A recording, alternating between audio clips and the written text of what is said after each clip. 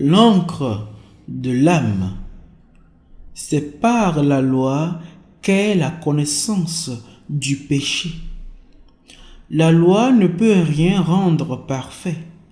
Même une personne qui prétend audacieusement n'avoir jamais commis un seul péché se rendra compte qu'elle ne pourra pas le dire une fois qu'elle aura lu attentivement les 10 commandements, un par un.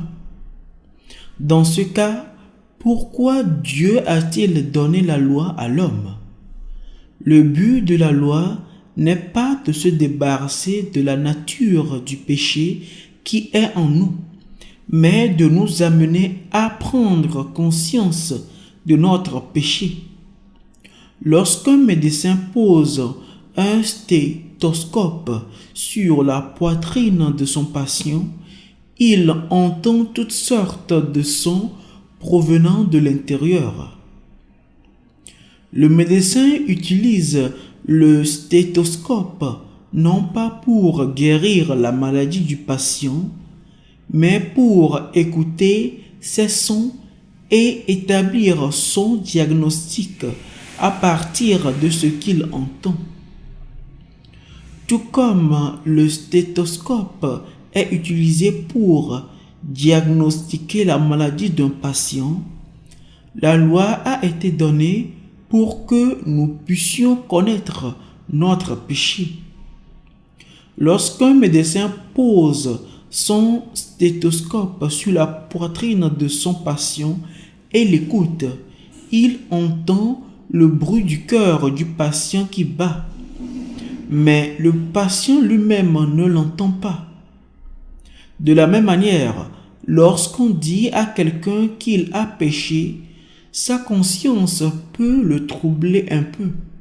Mais lorsqu'il se voit à la lumière de la loi de Dieu, il ne peut s'empêcher de réaliser à sa grande consternation qu'il est un pécheur destiné à mourir. Grâce à la loi, nous pouvons prendre conscience de notre péché. Or, nous savons que tout ce que dit la loi, elle le dit à ceux qui sont sous la loi, afin que toute bouche soit fermée et que le monde entier devienne coupable devant Dieu.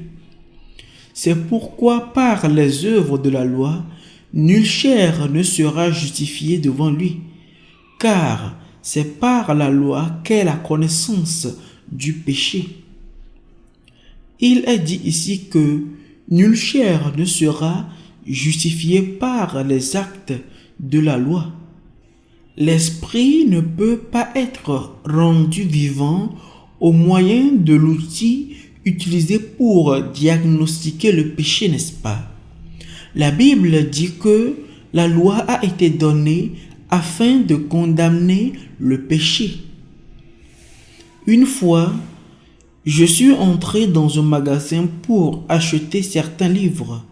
J'ai choisi quelques volumes et j'ai convenu d'un prix avec le propriétaire.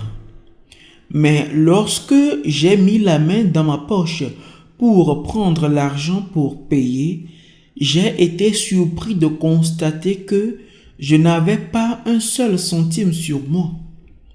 Je me suis senti très embarrassé, car nous avions déjà convenu d'un prix. J'avais accepté le prix sans savoir si j'avais de l'argent dans ma poche. Cette expérience est le résultat de ma propre négligence. Une fois le prix fixé, c'était à moi de payer. Il en est de même lorsqu'il s'agit de la Bible. Avant que la loi ne soit donnée, l'homme était plein d'assurance et de franchise. Il était toujours libre d'agir comme il le voulait. Mais à partir du moment où la loi a commencé à pointer ses péchés, il a appris à connaître le péché et par conséquent, sa liberté a pris fin.